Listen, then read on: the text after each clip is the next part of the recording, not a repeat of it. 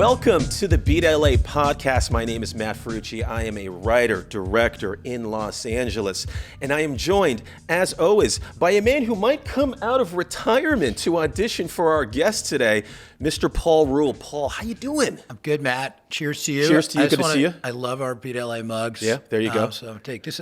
Last time I was fasting, cleansing. Today I got coffee in here. Yeah. You look like you lost a few pounds, Paul. Thanks, Matt. Yeah, you look good. That's because I'm wearing black. I'm wearing slimming because I want to get in the next movie of our next guest. I'm glad you wore black because usually I wear black. Black's kind of my thing. I'm glad I didn't wear black today. But you look good. You told me last episode I was wearing a dark blue shirt. That was a good look. I listen to you, Matt. You do. Yeah, and I thank you for that. I thank you. The only relationship I'm in where I actually listen and let the other person talk. It's beautiful. It's a beautiful thing. Yeah. Ladies and gentlemen, welcome back to the Beat LA podcast. It's been a couple of weeks.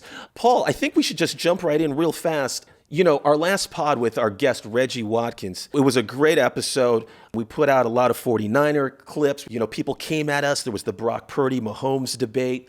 But we put out a Giants clip last week before they went on this winning streak, okay, that got people on the old social medias in a fucking tizzy. They were coming after us. We were negging the Giants. You were talking shit. I was talking shit. And they came after us as a bunch of fucking haters. People online are saying, we don't know what we're talking about, all right? But I just want to say to all those people out there, you're welcome. You're welcome, Giants fans. Because after we dropped that clip of us hating on the Giants, and after we went to the Dodgers game last Thursday night, they're on a 4-game winning streak. We nagged them completely into this winning streak. But I'm looking at some of the haters out here, including oof, bad takes all around. How about that one? Go LA Dodgers. Apparently we have a lot of Dodgers trollers now. Yeah. Anyway, I could go into all these, but the best part is people seem excited about baseball at last this season. Yeah. Something about what's going on out there. Maybe, you know, the Warriors being out early. Maybe the young blood that's coming into the Giants with Matos, who's NL Player of the Week last week. Luis Matos. He's the youngest player to have back-to-back 5 RBI games since 1920. Wow. Yeah, I mean, listen, right now in the San Francisco mayor's race, it's basically a 3-man race between Breed, Peskin, 4-man race, Lurie, and Farrell. Luis Matos should run. That's unbelievable. You actually know all 4 people that are running for mayor? Yeah, I spend too much time in San Francisco right now. Yeah. Wow. Yeah, exactly. Impressive. You should run, Matt. Hey, but we should have them on we should host the debate. But let's get into the Giants real quick. Giants, man, we've won 4 in a row. Are we drinking the Kool-Aid here? Talk to me. I mean, this is unbelievable. I don't know, man. They beat the Rockies, who had won 7 in a row coming in, but they're still the Rockies, and the Rockies don't play well at Oracle. I don't know what I'm thinking. I will say that it's just fun to see the young guys playing. Right? Yeah. And I think Matos is going to stick. I don't know about Ramos or Luciano this season. I can't get my glove off. Come on, Paul. Get it together here, man. Come on. But I'm excited. I think what we really did is we nagged their manager. That would make people very angry. We spent out Bob Melvin. I'm like, I don't know why they hired the guy. He's been on 3 other teams. The Padres let him go. Maybe he's not that good. Yeah. And I feel like he's actually starting to manage the bullpen a little bit. Their bullpen, okay. The back end's looking good. Jelly, who I've been calling for him to be gone. Yeah, Mark Fidrich Jr. IKEA salesman, Hajelis. Yes, Hajelis. He's been lights out. I just read he's like in his last 17 innings, he's had 17 strikeouts and 1 walk. Well, what I like is the bats are getting hot. I think Ramos is going to stick around. I don't know about Luciano. I think the big question now is our starting pitching rotation.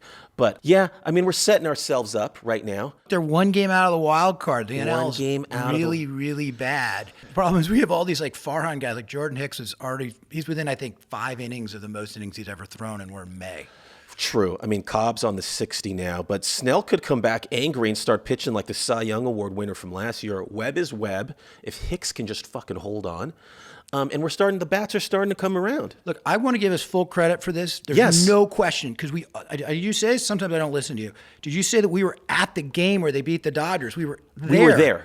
And so we actually literally made it happen both in person and on the podcast. And you had a comment in that same clip that people got so pissed off about, that there's nothing interesting about this team, and there wasn't. And now there's a ton of interesting things about this team. Yes. Unfortunately, some of it had to do with Jung Ho Lee getting out for the season, running into the wall. He jammed the elbow into the chain link, and That jammed the shoulder as he's coming down. Which he needs to stop doing. Apparently, he did the same thing in Korea. I mean, Luis Matos had a catch last week. We were at that game where he looked like, I thought Ken Griffey Jr. came out of retirement with that catch. It was unbelievable. Against the same wall. Maybe they should put some padding on that wall. Oh, man, but the Jung Ho Lee thing hurts big time. R.I.P. Jung Ho Lee. He's still alive. R.I.P. to his season. The Giants, okay, they're playing great. We're going into, where are we going next this week, this series? We're going to Pittsburgh. Paul Skeens is pitching on Thursday. Phenom from LSU. Look, they've got a road trip, but a winnable road trip ahead. The Mets aren't playing very well. They've got some winnable series coming up. Like I think that the Giants maybe are figuring out. Matt Chapman started hit. He had the longest streak of on base. I think he got on the base 11 times in a row, which was the most since, I think, Belt did it in 2018 or something like that. Yeah. So there was a lot of talk. I know we were very negative about it. There was a lot of talk the Giants were hitting the ball hard. They were doing a lot of the right things, and that baseball evens out over 6 months. Maybe we're starting to see that happen. Maybe it'll even out. And I just want to say to all our fans out there and our new fans out there, you're welcome. That's what the Beat LA pod does. That's right. We neg people into positivity and good results. I do want to say one thing. I have not seen Tyler Fitzgerald since he got picked off in extra innings of Game 1 against the Dodgers. Do you think he was taken out a boat at McCovey Cove and maybe offed? He literally hasn't seen the field yet. Of course, we should cut to the Fredo clip here. Holy Mary, Mother of God, pray for us sinners. No, they sent him back down to Sacramento. Oh, he actually went down to Sacramento. Yeah, yesterday. They optioned him out. So don't get picked off. Yeah. Melvin made an example out of him. Yeah. Welcome to all of our new subscribers. Because of our Giants take, because of the Reggie Watkins episode, welcome to the Beat LA podcast. Today's episode, we're talking Giants. We're talking a little bit Niners, a little bit Warriors, and then we got a great guest, writer, director, actor, John Lacy. He's in the upcoming Joker sequel with Joaquin Phoenix. Really, really interesting guy, Minnesota fan, but now he's a Dodger fan, so we're going to have him on. So we're on YouTube. Find us on YouTube. Find us on Instagram, TikTok, and all Apple and Spotify podcasts. Beat LA podcast. Right now, it's on YouTube. Okay. Let's talk a little bit of 49ers. The schedule came out. How do we feel about the 49ers schedule? We got a bunch of games. We got one of the toughest schedules this season.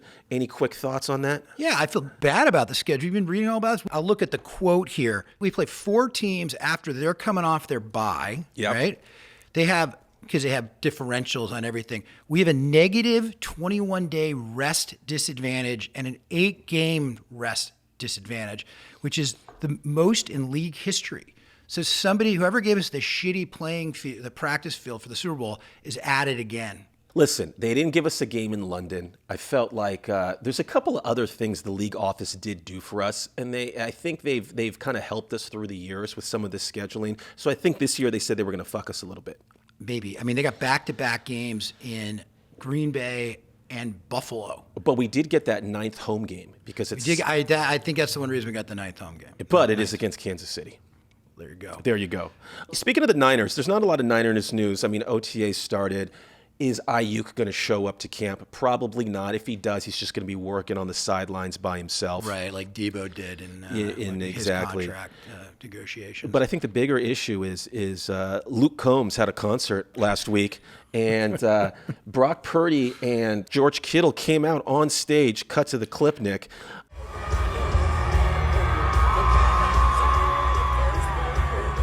What do we think about this? Did you want to Zapruder this a little bit? Because I have some thoughts. I got so many thoughts. So if you watch the clip, so Kittle has like 5 beers in 10 seconds. He's shotgunning beers. And apparently that happens at a Luke Combs concert. That's a thing. Yeah. And then the thing he did at the end is something WWE specific. Apparently. Stone Cold Steve Austin. Right, Austin. The 2 beers. Stone Cold Steve Austin. And then Purdy's holding the 12-pack of Bud Light and tossing it to him like he's throwing like bread to a duck, right, in the water. But I don't know if Purdy was drinking those beers. No, he wasn't. And I the first thing I noticed is he wasn't partaking, and I'm glad we have a quarterback with a little bit of self-control. Unlike Jimmy G. So the other thing I want to bring up is that apparently Kittle has a core muscle injury. Mm-hmm.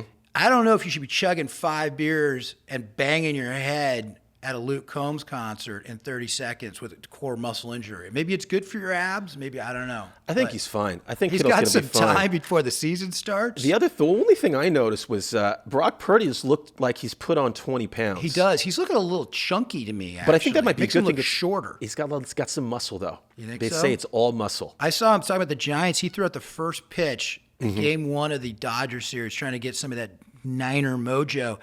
And he threw one up and in. Yeah, I liked it. Kyle Harrison couldn't catch, but that was a heater. Yeah, it was good. He's I got was his very upset fastball, that Kyle as you Harrison say. missed that pitch. That was our Niners talk this week. You want to get into a little Warriors quick? Hey, Pods, Podziemski, all rookie team. I fucking love this. I do too, but do you really think he deserved to be on the old rookie team? I think as a guy who worked there and watched the games, absolutely. After Wembayama and a couple other guys, it wasn't a strong rookie class. That's true. But if you look at his numbers and what he did on the court this year, I think we took him for granted. I mean, he dropped right in like a guy who's been playing for 3-4 years, and I thought it was great. It was a pick that we had that didn't miss. That was immediate success. That's true. No, I mean, I like the kid, don't get me wrong, but it just seems like that. I mean, if you look at his numbers, he got a lot of minutes for a rookie. It's true. My question, obviously, the team wasn't that good, so maybe I'm looking for people to blame. But anyway, no, that's good. It's good building blocks. I thought that our other rookie maybe could have gotten on that, at least on the second team. But let's do some quick NBA predictions because we got to get to our guest who's waiting to jump in. I'm looking at him right now. He's in the green room. Enjoying some craft service and a massage. Exactly. Yeah. Wait, we got the massage thing. We're doing the massage thing again? I think he's massaging himself. Got it. Mavs, T-Wolves, Celtics, Pacers. I will tell you, I'm rooting for the Dallas Mavericks. Don't ask me why. I just am. Maybe it's a shout out to my brother. I do think the T-Wolves might be the best team in basketball. I think they win that series in 6 games. I am rooting for the Indiana Pacers against the Boston Celtics because nothing would make me happier than all of our Boston friends, of course. DTP included, right. To lose Diego Torres Palma. As much as it was the origin of the Beat LA chant. Yeah, exactly. I want to see the Celtics lose. I think the Pacers actually have a shot. It all depends on Porzingis' health. But I think actually that goes 7. The Celtics pull it out. But I do think they have a better coach. Rick Carlisle is going to run circles around Joe Mazzulla. And so I'm thinking it's going to be a T-Wolves-Celtics final. Wow. All right. I'm going to leave it at that. You know more about this than I do. But I'm rooting for the T-Wolves. I like teams that have been crappy and finally changed the narrative of a town and of a team. And I like Anthony Edwards. All right. We are going to take a quick break, Paul. And we are going to be right back with writer, director, actor John Lacy. Bring it on. All right, Beat LA heads, we're back. We have a special guest today. They're all special, but we really mean it this time. You've seen I brought him. gifts. Yes. We say that to all our guests. Yes, you've seen him on your favorite TV shows like American Horror Story, Snowfall, Sons of Anarchy, Grey's Anatomy, alumni right here. You can currently see him on the Netflix show A Man in Full with Jeff Daniels, and you can see him in the highly anticipated Joker sequel with Joaquin Phoenix. He's an accomplished writer and director. His feature film Rosebud came out last year.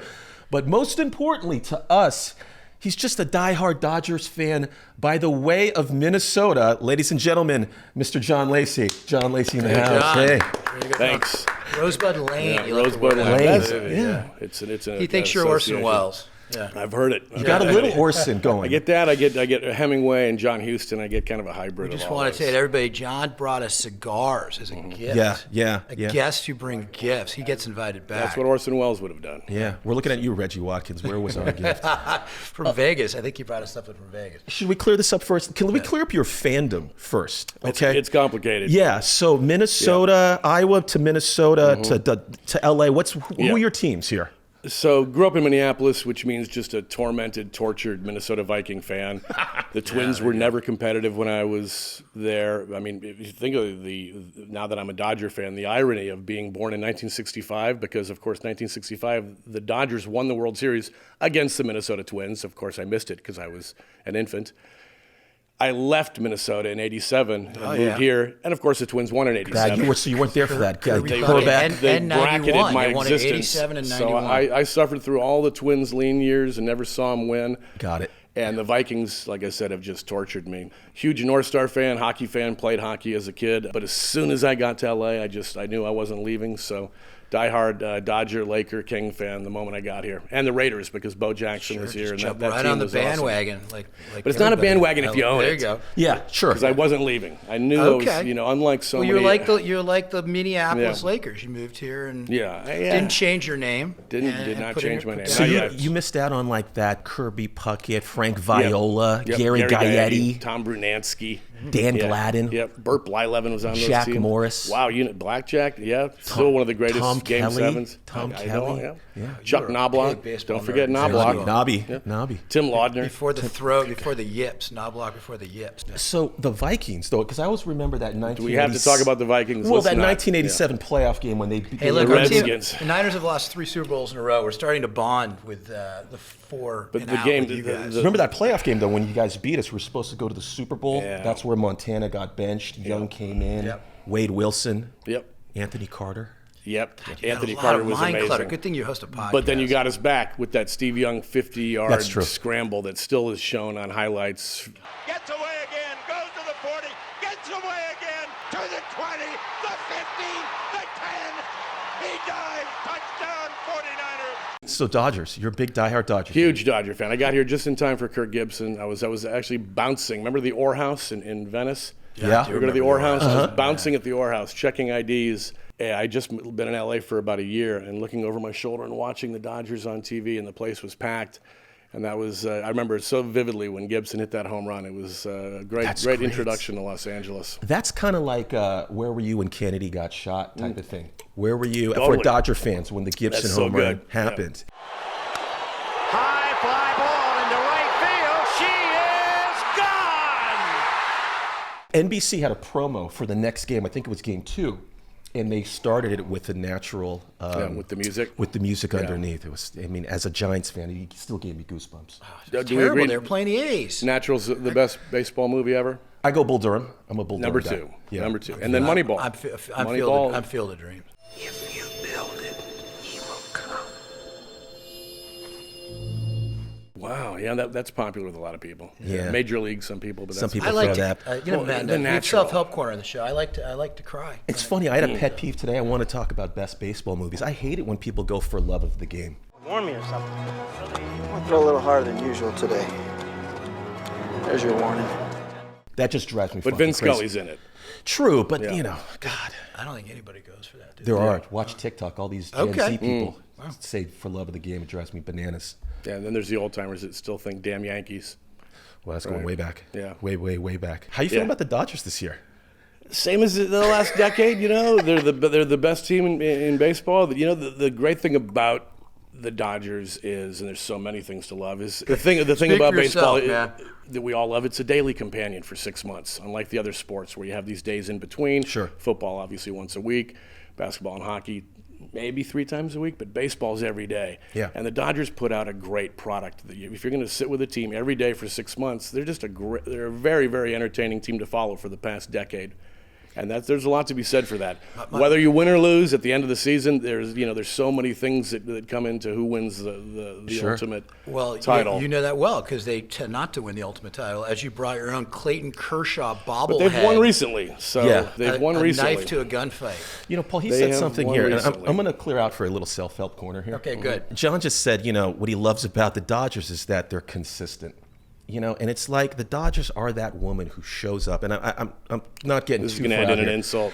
No, but what I'm saying is, you know, she dresses up nice. She's attentive. She supports your needs. She may leave you at the altar at the end, but as Giants fan, we're dating a young girl Yeah. who is crazy. Yep. Yeah. We don't know. Very We don't flighty. know. Yeah, very flighty. Her name's Joey Bart, and she just shows up Joey every year Bart. and just leaves. And He's you're just already left And with doing God. well elsewhere. Yeah. There's a lot to be said though for putting an entertaining product on the field every day. It's great. because we watch and we follow so closely. The Dodgers are very fun to follow. I finally explained to my wife this week. She said, do they play every day? And I had to explain to her that kinda. Yeah. Pretty much. Yeah. Someone's playing every day. Yeah, That's the someone's beauty playing of every it. day. So she didn't know that Yeah. when we got married, apparently. No, it's a lot for a woman to get involved in a baseball man's life. Sure. My girlfriend is learning that the hard way, but she's actually coming around and Are the Dodgers your LA team? If you had to pick love the one. Lakers too, but because I love baseball more than the other sports. Okay. What's your why baseball? Grew up playing it, grew up loving it. My dad took me to Fenway as a kid. Used to love Carl Yastrzemski. First game I ever went to was 1971 with my older brother's Boy Scout troop. Wow. Three Rivers Stadium. I got to see Roberto Clemente as a 6-year-old. I just like when somebody older than me is on our podcast. Is this rare? We also need to cut to, I watched your acting reel last night, John. There's some great stuff on there. There's a scene of him coaching baseball in Monk. Yeah. That's how you do it. Woo!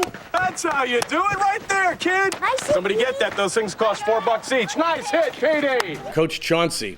Boom. Yeah. Tony Shalhoub was he great. hit a dinger. Killed an old woman, so let's not forget So that. Clemente, you saw Clemente. Saw Clemente. Yeah. As a 6-year-old. That's amazing. So the romance of baseball, I always collected baseball cards. I still have my cards. The ones that meant the most to me are in a special binder. I wouldn't give them up for anything. So you remember baseball when they were like smoking, like Jim Leland was smoking in the dugout. Jim Keith Rice, Hernandez was Dave doing Parker coke Parker was one of my. The Cobra was notorious, man. God, he he was had great. heaters.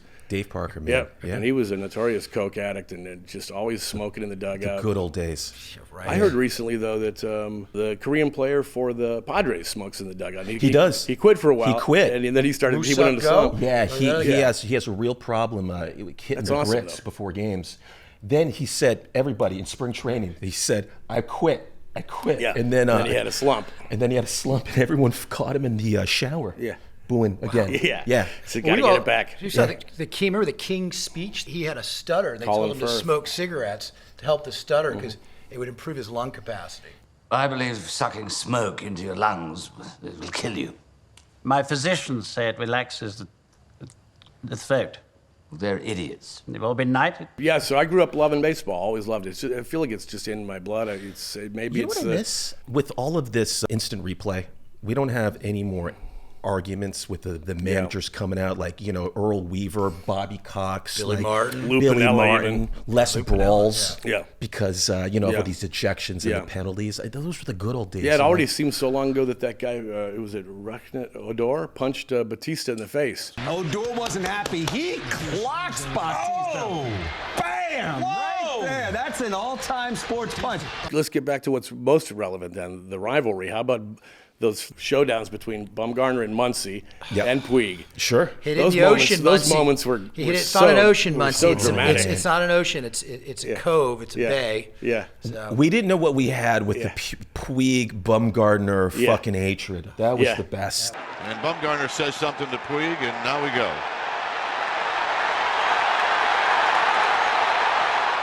Greinke ran him out of town. Greinke couldn't stand Puig, so had to get rid of him. Puig's and then interesting. Greinke leaves the next year, of course, because he's a Greinke's mercenary. nuts. Puig's an interesting guy. I mean, that could be something we could do a doc on and do. I mean, Just how he got to this country. But then afterwards, with the gambling, the women, gambling. all Yeah. the criminality that he was, and kind of a kook. He was Yeah. a kook. Yeah. Yeah. Didn't Yeah. he was the wild horse? The wild Is horse. that Vinny what loved him. Vin called him. Vinny loved him. We I all will did, say, man. I Puig was must-see TV. Yeah. I hate the Dodgers, but Vin Scully is the greatest announcer. Thank of you. all time. The Sure. world- the And I'll world- give you props for John Miller. Absolutely. John Miller is on the list. It's a short list, but Right. Vinny was. I think he's kind of the prohibitive goat. Does it impact your love of your team that they spent $1 billion on free agents this summer? Or If the Dodgers weren't also known for having the best farm system, and when I Dodger knew he was gonna fans say it. Dodger fans still look at the roster and look at the product out there and still see the homegrown guys, whether it's Kershaw, Buehler, Will Smith, Gavin Lux, we still have a nucleus, just like the Yankees. The Yankees were those teams that were good, the last Yankee dynasty,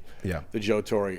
They were known for a combination of homegrown and free agents. And the Dodgers do it right. Because you can, as we know, you can spend, but if you spend poorly, it doesn't matter. Like the Padres last year. Right. Or the Lakers when they brought in Nash.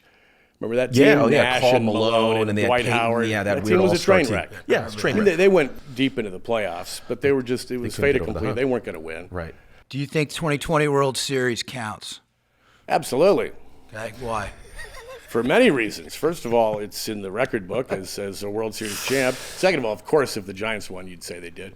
No, They were the they won 3 other ones in the same decade that actually They were were the full best seasons team out that in the year. bubble. Everyone knew they were the best team. The Right. only thing I will carve out and say you can make an argument is Corey Seager was, when we had him, so injury prone. The shortened season helped him stay healthy, and he of Kershaw. course won the MVP. Having said that, Dodgers were great that year. Just like the Lakers were the best team that year, and then they proved it also mentally in the bubble. two Well, it was bubbles. the one time that Kershaw pitched well in the playoffs. Now he's had a rough go for sure. Some of it was not lifting him in time, the Rendon home run against the Nationals. He should never face Rendon. No, Dave Roberts gets some of those. Yeah, losses. but at this point, I don't think Roberts even makes those decisions. I don't think I think he's. That's an Andrew Friedman move. Yeah. And the whole think tank, everything is made. The decisions are made before the game starts. Who's going to pitch and exactly what inning they'll pitch. Right. And that's just the truth. Roberts is great at managing personalities. In reference to the 2020 Dodgers World Series, John, you know the phrase, if a tree falls in the woods, does it make a sound? I was going to say, that's kind of the Giants 3, though. No one even remembers that the Giants were any good. But here, okay, I'm going to say this to you, John. If there's no I don't think anyone even remembers that. John's an actor. He looked right into the camera. I know they had some guy, Angel Pagan. It was something like a panda. Yeah. Oh, I know. They had that one guy that ruined the play at the plate. Was the guy? Remember there used to be plays at the plate? Buster Posey. They used to run guys over. Yeah, and he ruined it. But right? John, let me finish this point. Okay.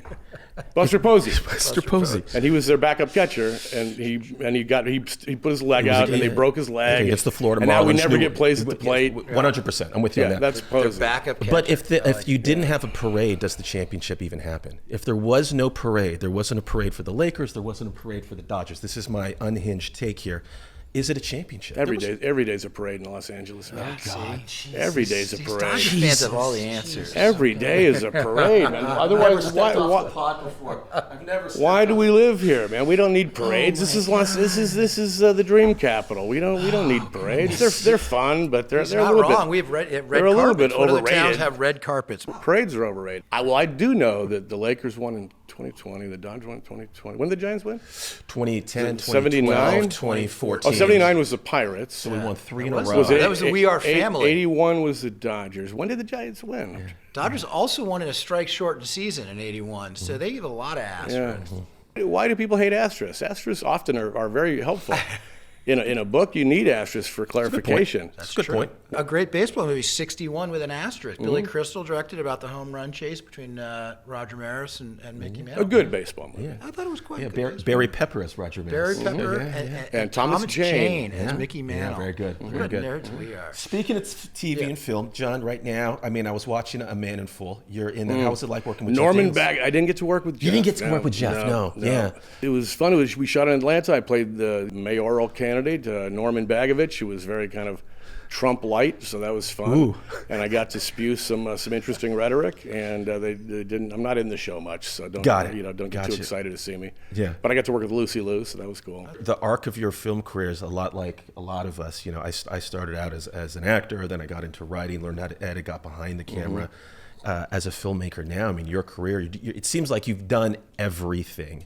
At this point in your career now. But neither of us are in the new Joker movie, so he's still That's a big one. That's true. He's still actually doing good stuff in front of us. I'm not going to lie, it's a big one. I'm going to cut off my question right there and just go, John, you're in the new Joker sequel, Todd Phillips directed. So talk to us about that experience. Man, so much to share. I worked on it for 2.5 months. So and you played? I play, Brendan Gleeson, Brendan Gleeson, the great Irish actor. He plays the warden at Arkham. Okay. So the film, it is a sequel. So it's 1983. It picks up after Arthur Fleck has done what he did in The Joker that we all loved. And now he's in this maximum security for the criminally insane. And Brendan Gleeson is a warden, and I play his right-hand man. Gotham City is on the brink. We thought we had it under control once we took down the Joker 5 years ago. But now it turns out there's someone else. The first third of the film takes place at Arkham. And then the middle part is the courtroom, and then all hell breaks loose once he and Lady Gaga team up. But it's you guys are going to be blown away. It's really, really, really special. I've seen the trailer. It looks amazing. It's phenomenal, isn't it? Yeah, it's going to be great. The first one was great. Yeah, too. It was a dream job. It's the best job for sure I've ever had. I wouldn't say it's the best role I've ever had. For sure, it's not the best role, but the best job. 2.5 months with Joaquin and that group. And Where'd you Todd shoot? Phillips. Where was it? Universal and Warner Brothers. A co-production. Brendan Gleeson, you guys could play brothers in something. Yeah, and it was it. I was going to say he could play Brendan Gleeson's son. Yeah. We want to flatter our guest. Yeah, he was fantastic. Very accessible. Joaquin is also the executive producer of the film, and most people know that he's very, very serious and very dedicated to his role. So Joaquin was really intense. I know you don't, maybe you have to be careful. I don't want you to like give away stuff. That's why I folded my arms. That, you see the defensive position? I was like, they're only going to be able to penetrate so much. Nick. Right. I'm but locked up. I know how the film ends. I'm in the first scene and the final scene. Oh, nice. And many in between. But I'm actually the only actor other than the stars that know how this film ends. I'm not going to get that out of me, but I won't get that out of you. An NDA, yeah. But no, I wouldn't dare. But it's, Joaquin Phoenix, like just as he just wants the gossip. Well, as his process. I mean, is he that type of actor that stays in character, especially as the Joker? Was this type that kind of process? I never saw him in the face paint, but from the actors that I befriended who worked with him once he made the transformation, the actors that would transport him from the courthouse back, because I was more of a superintendent than one of the actual kind of lower level guards. I never worked with him in that. So apparently, once he put the face paint on, it was game on. When he was on the set with me which was every day, he was also executive producing. So it was fascinating to watch him troubleshoot at the same time. So he and Todd would confer a lot. He was definitely the boss. Joaquin was definitely running the show, but you would see him also jump in and fix little problems that would happen, which was really impressive to watch. In terms of the work and the performance, locked in, never needed a second take because something that he tripped up on. To watch someone that's that focused and that intense and cares so much about the work, day in and day out for over 2 months, was a master class. The beautiful thing for me, and I'll get off this right now, but I worked with River Phoenix in 1991. Wow. And Joaquin was 12. Sure. And we shot that in Seattle, a film called Dogfight. If you've never seen Dogfight, highly recommend it. Yeah, of course. But I remember Joaquin as a little kid because he came and would hang out in the hotel room with us, and he'd be when we'd go down to the pool. River Joaquin, sandwich. And he was Leaf. He was Leaf Phoenix back then. Wow. But to be able to talk to him about that and say that I worked with River and that we had that kind of full circle experience was quite pretty a special. life, man. Yeah, I mean, as the director yourself, Todd Phillips directed the Joker. What did you kind of glean from him in his process? What was he like as a director? Preparation. If you know anything about David Fincher, who I worked with Fincher on Zodiac, David was one of the first to shoot digital, as we all know. And he really took advantage of that and just does so many takes. He's legendary for it.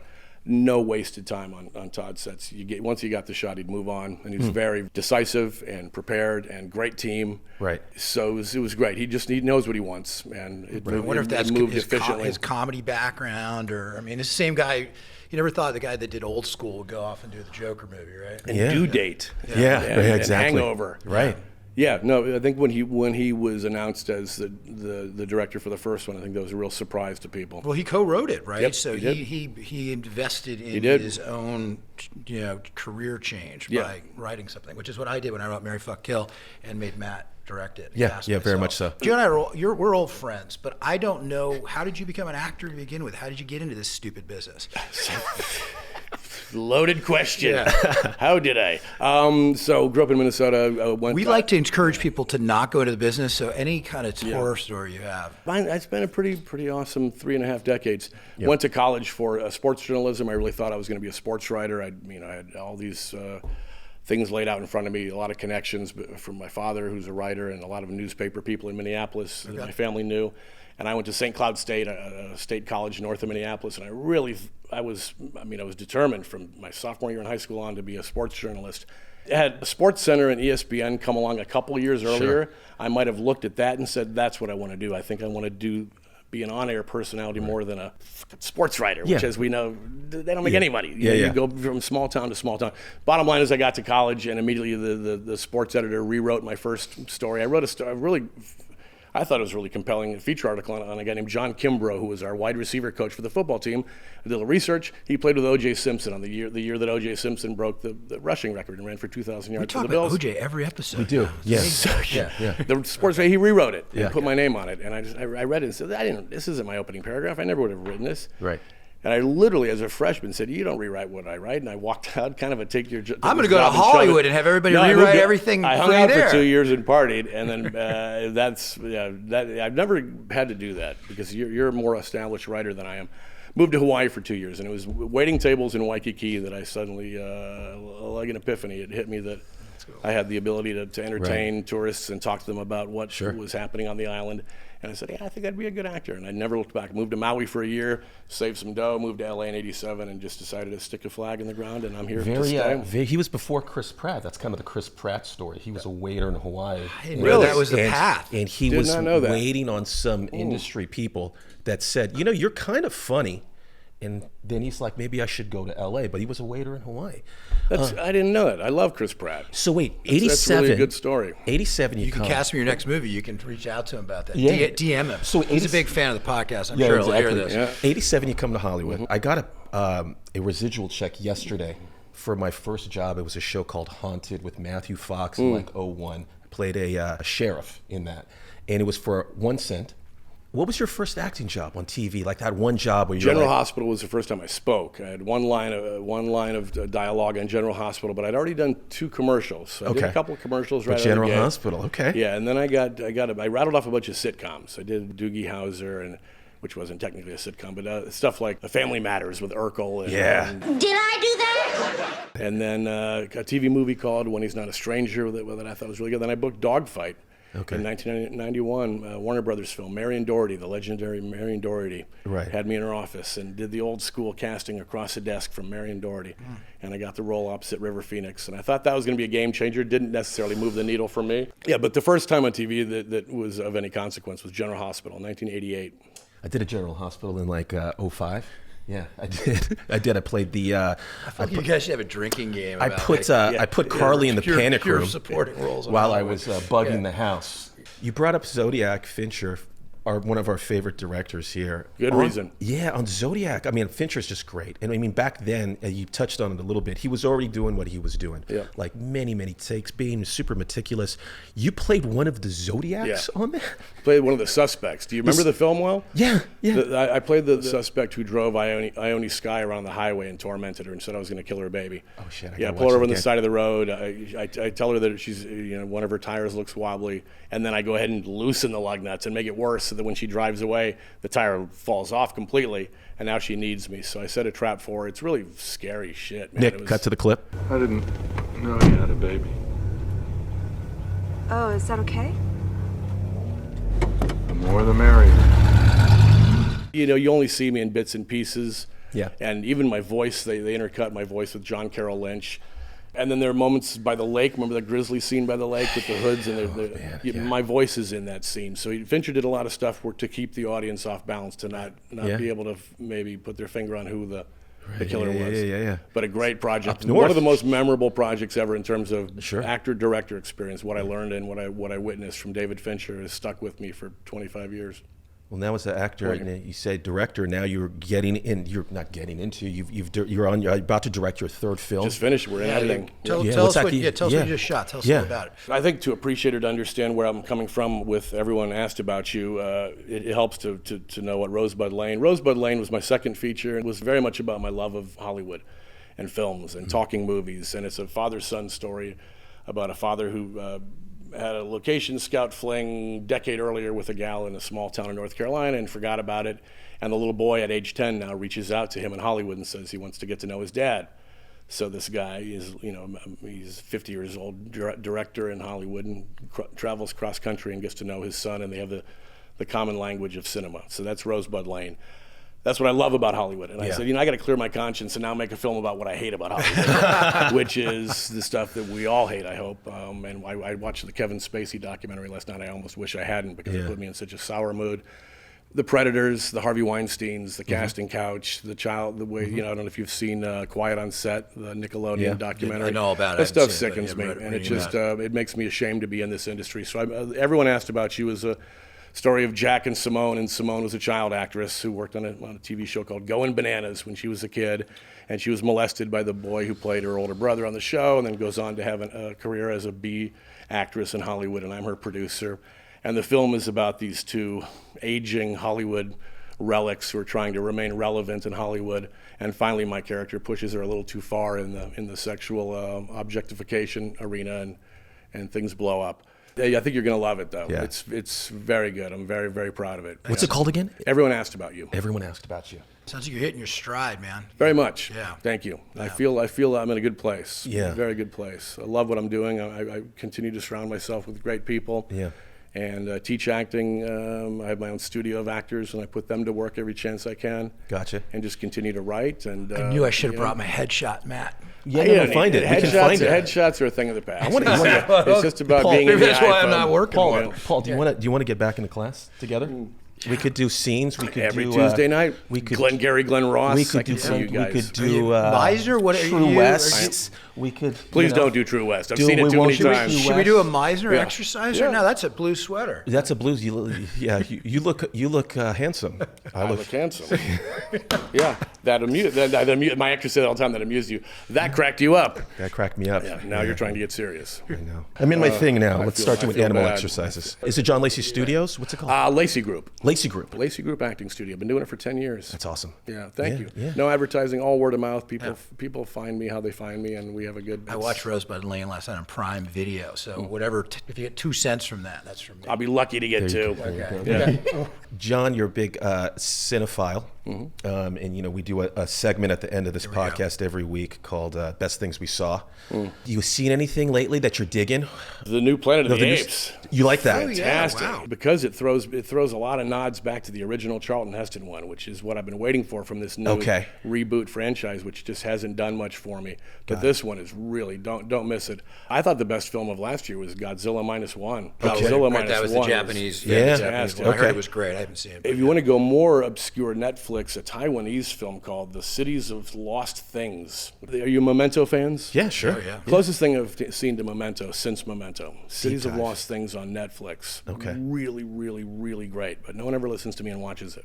One of our viewers will listen to that and watch it. Matt every week tells me what to watch, and then I watch it, and then I come back, and he's like, "What'd you watch?" I'm like, "That thing you told me to watch." Yeah, so there you go. Okay. See, if you love Memento, you'll see the comparison, and you'll get caught up in it. It's really, really fantastic. Christopher Nolan's first movie. Yeah, but other than that, a lot of. I liked a lot of the films last year. Godzilla -1 blew me away. No, I like that. I like that take. It was a really, really fascinating companion piece to Oppenheimer. Because Oppenheimer, I came out feeling so.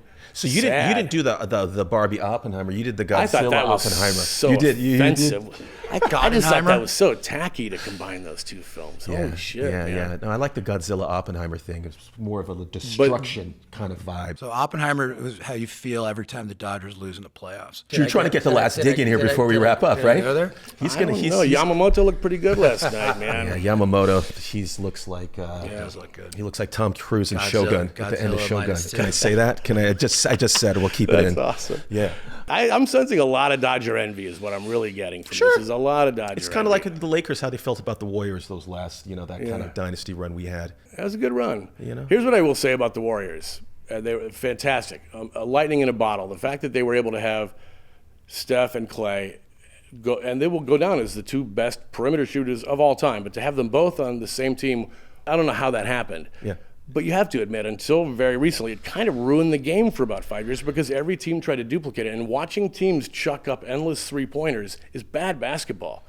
Sure. Because there's only those guys can do it, and they did it for 4 championships. Watching other teams try to duplicate that has made for some really shitty NBA basketball until they decided, okay, now you still have to have a team. You still might want a center, and you still might want to have a defensive wing, and you might want all these other things to make up a team. You're going to need to shoot threes, and they all do.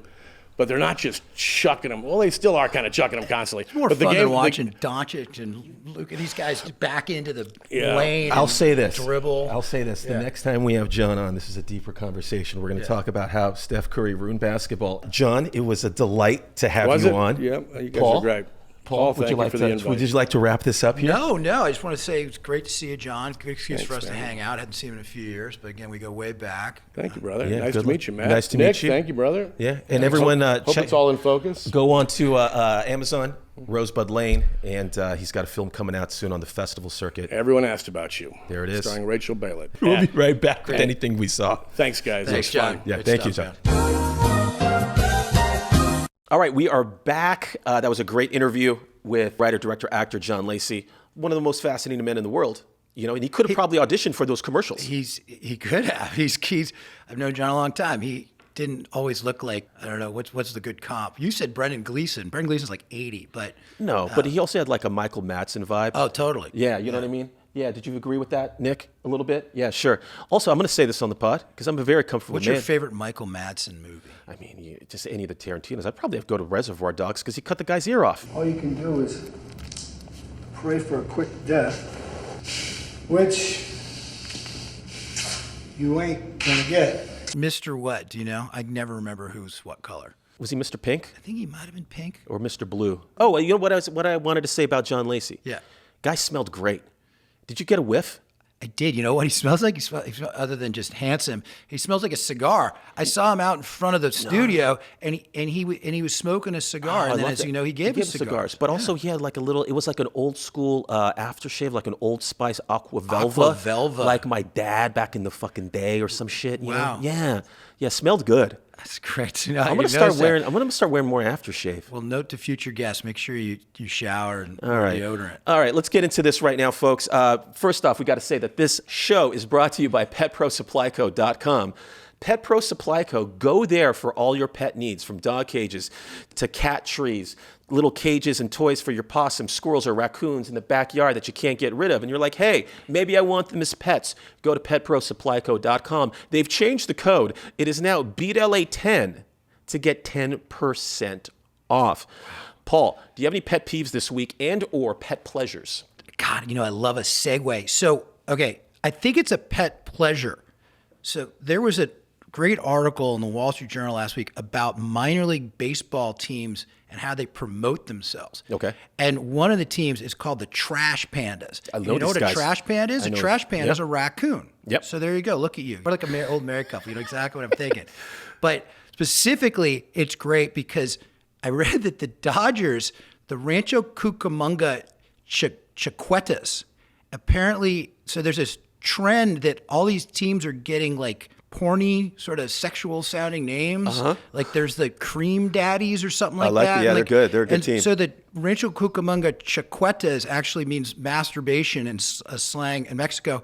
And then the Giants actually are on this bandwagon with a weird name. They just changed their Double-A team in Eugene from the Emeralds to the Exploding Whales. Ooh, I like that. And they've sold over $1 million of merch. So this is important for us, I think, as we're selling merch. You know why they're called the Exploding Whales?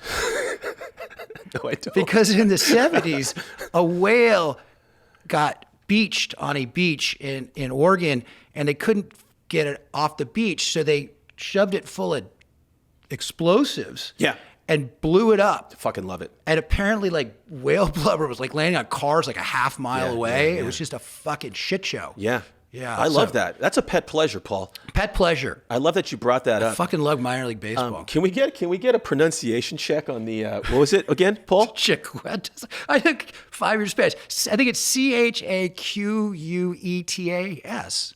I think there's a minor league team called the Chanclas. Is that what those flip-flops are? The Chanclas or the Chicles? I don't know. Apparently, Joe Kelly wore a mariachi outfit to the White House in 2021 after their asterisk. Hey, Thanks, I like Matt. that, Paul. That was a good one. You Research, you baby. brought it today. Thanks, You buddy. fucking brought it finally in the fucking pet Finally. peeves. In the pet peeves, you brought it. Episode 22.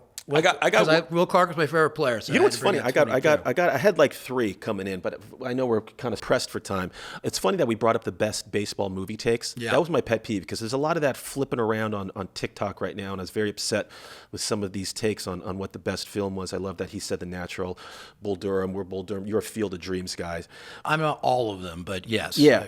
You know what? I'm going to just narrow it down. Beta breakers, okay? And here's my pet peeves. Here's my pet peeve. Okay. Dicks.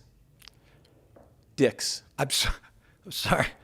So you must not like Challengers, because apparently Challengers, there's a lot of No. locker room. No, that's not where I'm going. Oh, you're not talking about the appendage. Oh no, I am talking you're about. talking about the I am appendage. talking about the appendage. Okay. Beta Breakers in San Francisco was this past Sunday. That is Yeah. a famous 12K race. It's one of the oldest running races in the United States. Boozy. I've run it myself. It's boozy. It's a bit of a parade. It's a bit of a party. I forgot that it was on Sunday. I ended up walking down to the Panhandle. That's right by Golden Gate Park. And you see people in costumes drinking going by, the runners, this and that. And I encountered 5 or 6 naked runners. And I don't know if this is the age, but I had an audible reaction when I turned and I saw my first two dicks. These 2 guys with they were in sneakers and that's it.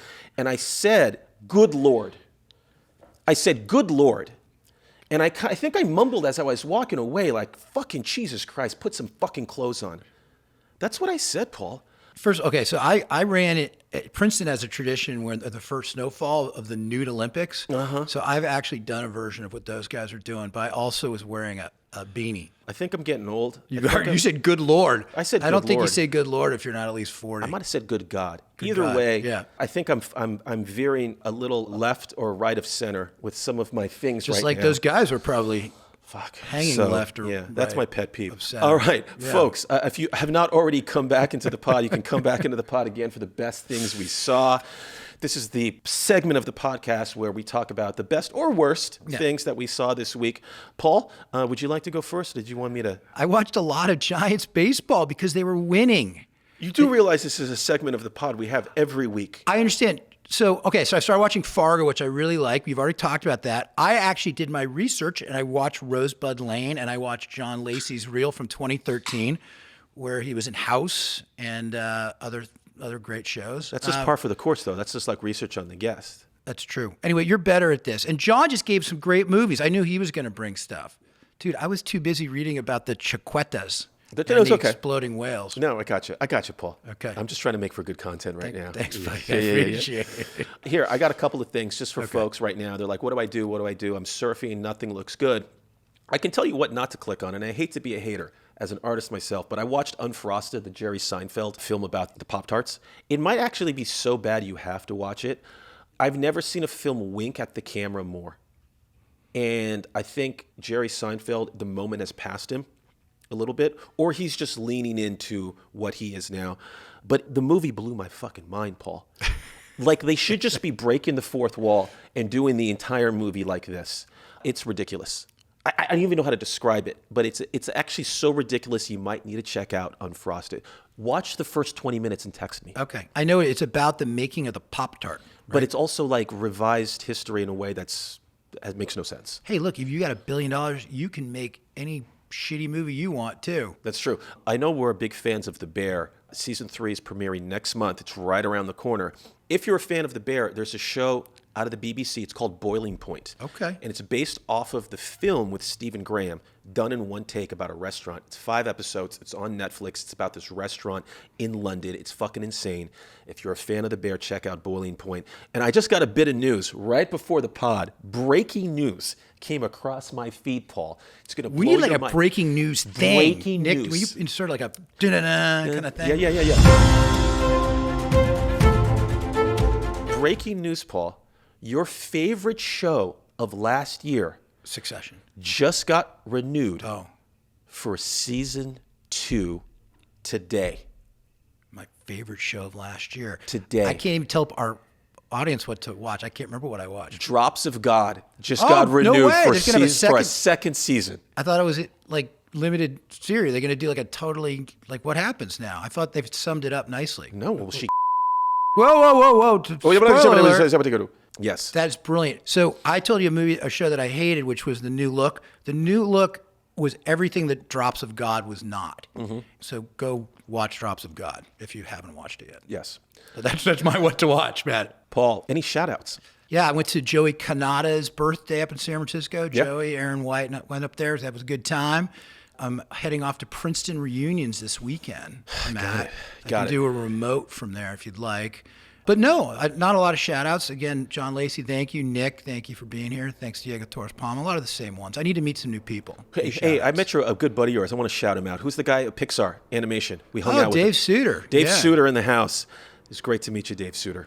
Yeah, shout out to all the fellas that went to the Giants-Dodgers on Wednesday night. We had a great time. Brought the good mojo. Yeah. And listen, if you're a fan of the Beat LA podcast, we thank you for subscribing. You can email the Beat LA podcast at beatlapodcast@gmail.com. And just email us, and we will send you a Beat LA mug. We got thousands of these. So everyone, right now, if you're a fan of the show, or DM us your handles, and we'll get you a Beat LA mug. I drink everything out of it. Everything. Yeah. All right, Paul, until next time, Beat LA.